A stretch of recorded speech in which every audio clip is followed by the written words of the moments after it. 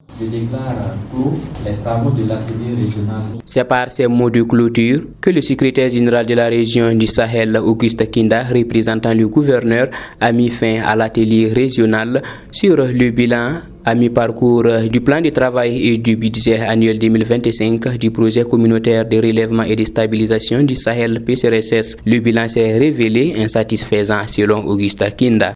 À mi-parcours, on retient que la majeure partie des activités de 2025 qui étaient programmées ont démarré, mais le niveau atteint reste moins satisfaisant. Et donc, il était de notre devoir d'attirer l'attention de l'ensemble des acteurs de mise en œuvre afin que chacun puisse jouer sa partition pour que le reste de l'année-là, nous puissions rattraper les retards là où il faut relever le niveau. Plusieurs facteurs expliquent ces retards dans la mise en œuvre des activités, selon le directeur régional de l'économie et de la planification du Sahel et chef d'antenne du PCRSS dans la région. Les résultats atteints ne sont pas très satisfaisants et cela est dû à un certain nombre de difficultés, notamment le retard de l'adoption du plan de travail 2025. Il y a aussi, comme vous le savez, le contexte sécuritaire difficile de la région, notamment les défis sécuritaires auxquels font face les collectivités de mise en œuvre.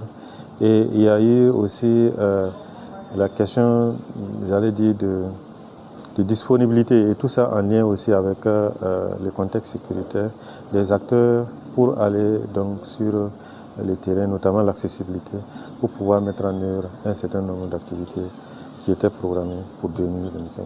De son côté, le président de la délégation spéciale de la commune de Gorgagui s'est dit satisfait du niveau d'avancement des travaux réalisés dans sa localité. Pour ce qui est de 2025, nous avons présenté un bilan assez satisfaisant. Voilà, toutes les activités ont été déroulées, les contrats ont été signés et nous attendons même dans les jours qui viennent des réceptions.